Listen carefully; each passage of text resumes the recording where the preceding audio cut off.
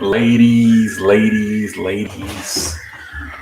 we are here tonight on the show.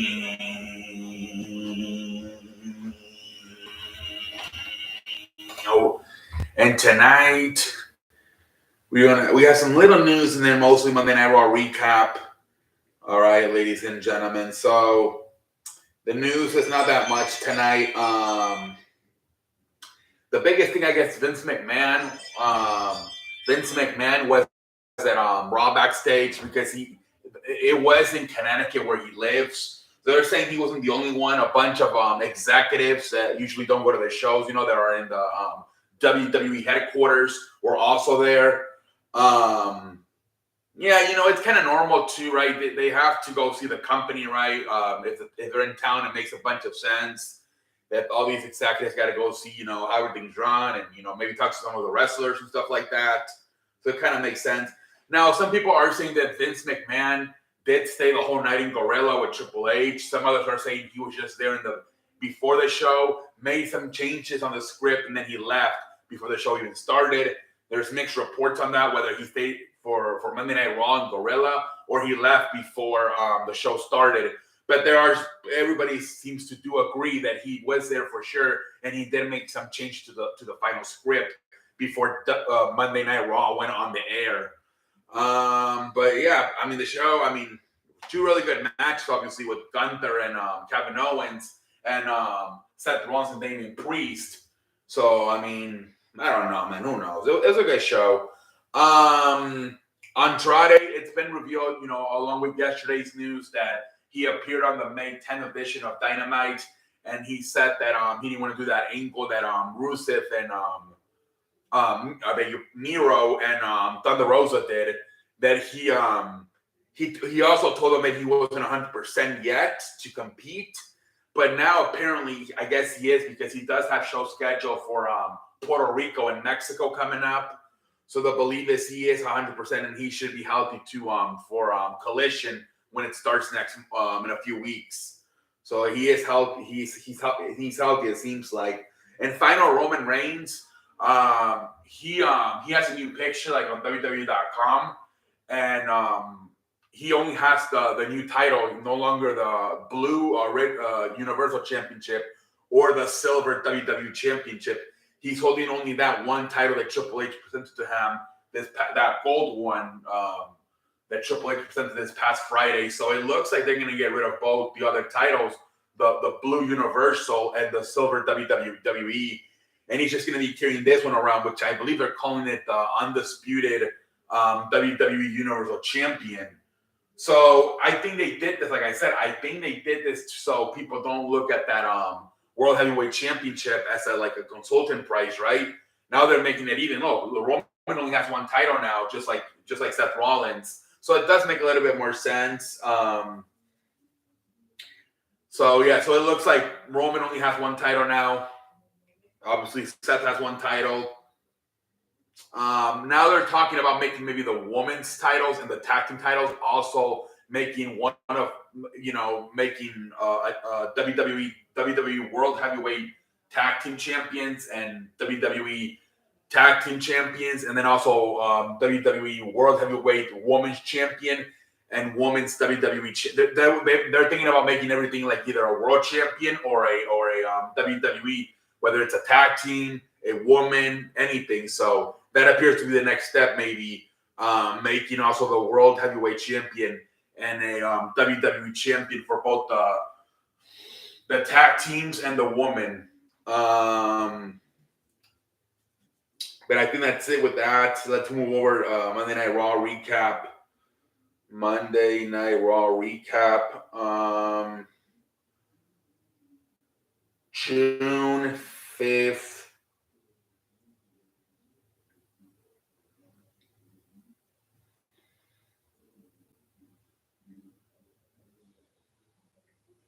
$2023.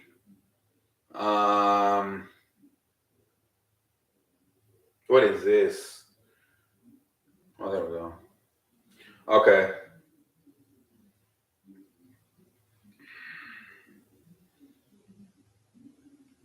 All right, ladies and gentlemen. Here we go. Monday Night Raw from freaking Connecticut. Let's go, man.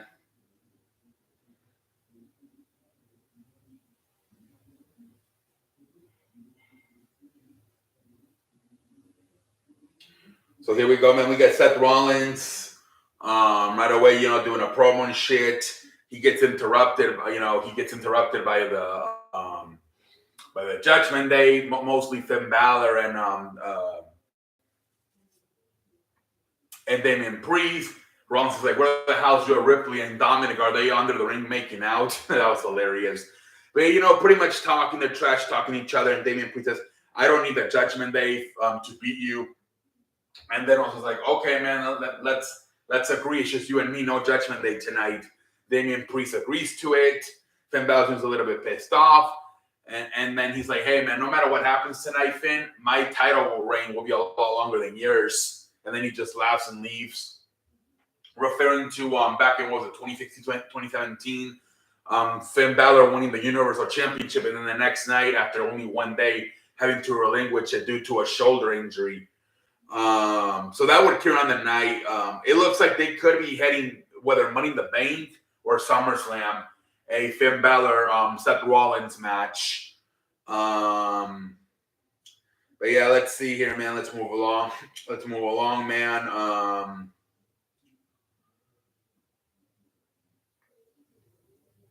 Becky Lynch has a qualifying match in the Money in the Bank match, which is Sonya Deville. Becky Lynch wins the match. Trish Stratus was there on the freaking on the stage with Zoe Starks, and then you also had Chelsea Green. So basically, Becky Lynch having to worry about fucking 4 women at once. That she still wins, man. Becky Lynch still wins, man. With the manhandle slam, she wins. Let's see what else happened on this damn show.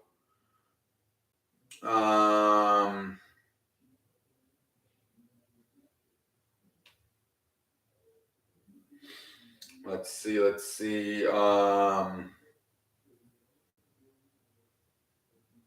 So we get a backstage interview with Kevin Owens and Sami Zayn. Byron Saxton's asking them what do they think about what happened this past Friday with Roman Reigns and Jimmy Uso. And, they say, yeah, we're happy finally the Usos are opening their eyes. But at this moment, we're not even worried about that. We've moved on. And then Imperium shows up.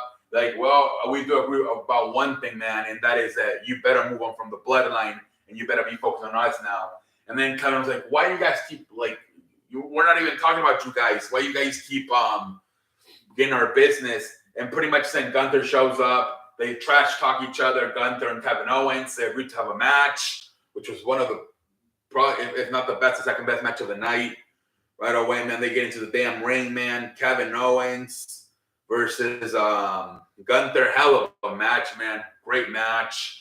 And it looks like I think they're going to do more with this at the end, man. Imperium interferes. They start beating up Sami Zayn outside the ring. Kevin Owens goes out to help him. And then Luke Kaiser gets in the ring. Kevin Owens stunners him. And then that's enough for Gunther to hit him with a full roll-up, roll him up and beat him. Kind of a weak ending. I'm assuming the reason they did it like that is because they plan to move forward with this. The problem is that it kind of sucks because with Kevin Owens being a tag team champion, he's not going to win the Intercontinental Champion. So it's like, man, it kind of sucks because for sure Gunther's going to win these matches, whether they have only one or have more. That's what sucks about this. They're putting on great match. They put on a great match, but you knew that no way they're going to give Kevin Owens another championship. So it's like kind of predictable. But great match regardless between these two men, man. Great match. Let's see here, ladies and gentlemen. Moving forward. Matt Riddle there. He's pissed off after what happened. They made Matt Riddle look strong here, man. He beat up both the freaking Leonardo da Vinci and Luke Kaiser backstage for interfering in the match, man. That was cool, man. They just pendejo face for Imperium, man. I'm telling you, these Imperium guys are jobbers, man. Anyways,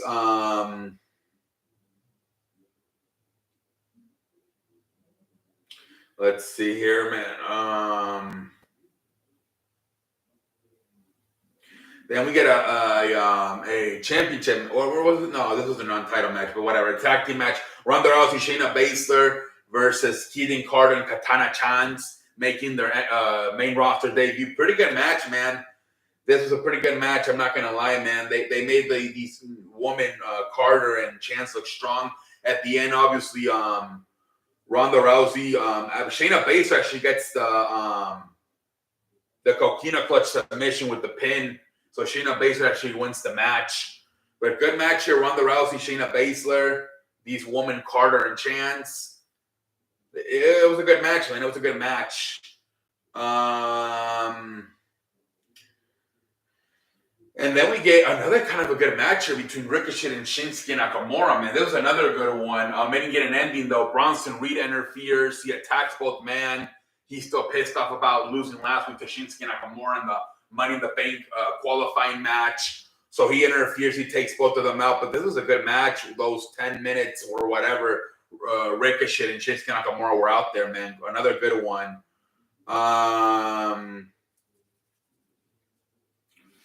Now let's see here, but like I said, Bronson Reed interferes.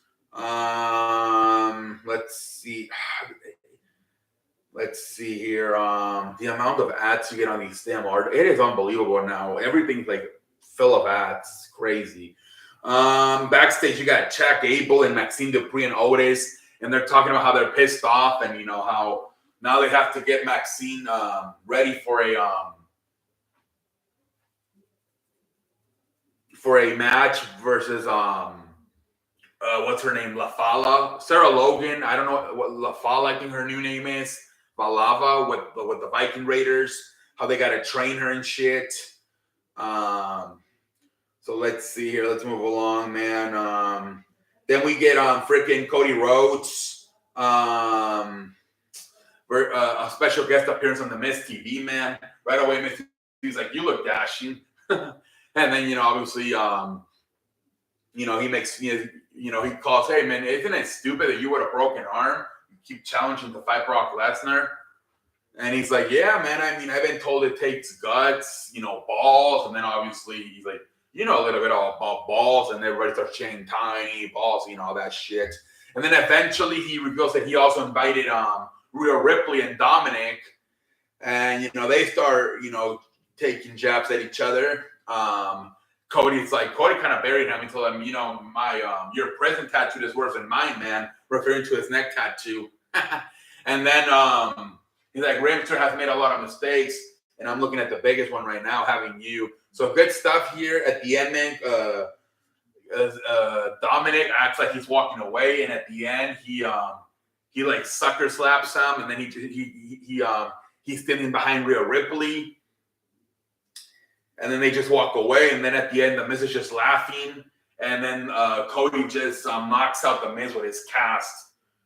So they could be heading for a Dominic Cody Rhodes match at Money in the Bank, just to give Cody something to do for Money in the Bank, since it looks like the match with Brock Lesnar is not going to happen until SummerSlam. So they could be heading that direction. And, you know, give Dominic some experience in a big match type.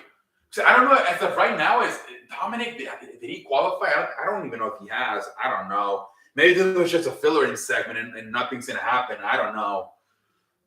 Anyways, let's move along.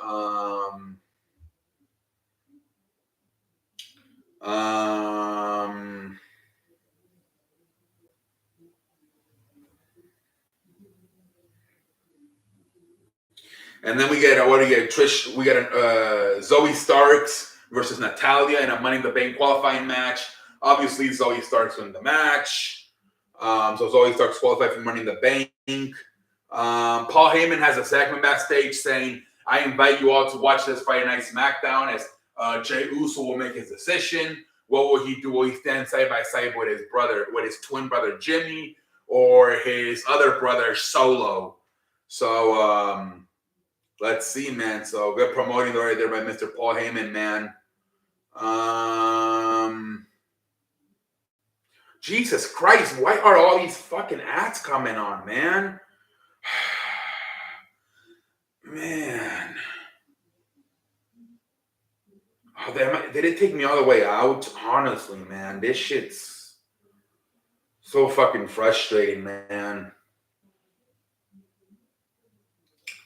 Oh my lord. Fuck this shit, man.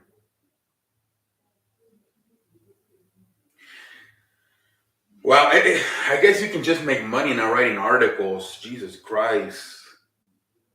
Shit, man, I should fucking do this. All you gotta do is recap Monday Night Raw on a fucking web page and you get a fucking bunch of money from ads. Jesus Christ. I have to scroll all the way down, man. Between the fucking results and the fucking ads, it's a pain in the ass. Let's see here, ladies and gentlemen. Jesus Christ, man, the amount of ads these damn things have. Is it that easy to make money? Just fucking write an article about Monday Night Raw and you get all these fucking ads? Holy cow. And then we get a Barry match. The freaking Jinder Mahal and Sanga versus Cedric Alexander and Shelton Benjamin. They beat him up before the match even starts. And nothing happened there, man. And then we get the main event, Damian Priest versus Seth Rollins. Hell of a match, man. This Damian Priest guy, man, for being like 6'7", man, he's so damn athletic. Jesus Christ, man. Holy cow, man. Great match, man. At the end, fucking Rollins hits him with that freaking power bomb on the security barricade. Just like years ago, he did it to Finn Balor that broke his shoulder and forced him to relinquish his Universal Championship. And, you know, Priest starts selling the shoulder injury. Then automatically, right after that, Finn Balor interferes right away. He gets super kicked by Rollins. But then Damian hits the South of Heaven. I think that's what his finisher is called. But he can't capitalize because his shoulder's all messed up. He finally pins him, but it's too late. Rollins kicks out. And then Priest is like, why are you out here, man? He's kind of mad that Finn Balor's out there. That gives him enough time for Rollins to recover and hit him with the curse stomp. And Rollins wins and he retains. Very good match, man. Very good match. Great outing by Damian Priest, man. Great outing. Rollins, after the match, the show pretty much ends. Finn Balor gets in the ring and he's having a face-off with Rollins. And that's how pretty much the show ends it. So we'll see where they go from here, man. Like I said, are you going to go do this Money in the Bank? Are you going to milk it until SummerSlam? Can you potentially maybe do 2 matches, you know? But let's see what they do now with Seth Rollins. Let's see what they do. But it looks like maybe a Finn Balor match. They're going to go all the way back to that 2016, 2017 thing where he hurt him and had to relinquish his title. Let's see where they go, man. But this was a good show, especially those 2 matches with Finn Balor and Damian Priest and Seth Rollins and Kevin Owens and Gunther. Very good show. There were some parts, whatever. But even the woman, right, that tag team match with Seth Rollins, with Ronda Rousey and Shayna Baszler versus those 2 young ladies, Carter and Chance. And then even though it got interrupted by Bronson Reed, the few minutes that Ricochet and Shinsuke Nakamura were out there, I thought that was a good one too. So it definitely had some good stuff on this show. But yeah, man, let's see where they're heading from this. I don't know, man. This pay-per-view, it looks like it's almost like a pit stop. Like the main focus is the briefcase matches, right? The Money in the Bank matches for the women and the men. I don't know about like a lot of story. Like it looks like for sure, like Brock Lesnar, Cody Rhodes, Becky Lynch, Trish Stratus. They're gonna milk it until SummerSlam. Let's see what they do with Seth Rollins and Roman Reigns. Let's see if they have them defend their titles at Money in the Bank, or they have them do something else and then have them wait until SummerSlam. But it looks like a lot of stuff being milked until SummerSlam. And they're gonna maybe refer to focus more on the briefcase, on the Money in the Bank briefcase matches. But let's see, because if you do something with Roman Reigns that might steal the show, right? That's what happened in January with the Royal Rumble, right? They completely stole the show with Sami Zayn stabbing Roman Reigns in the back. So let's see what happens. But until next time, holla. Catch you.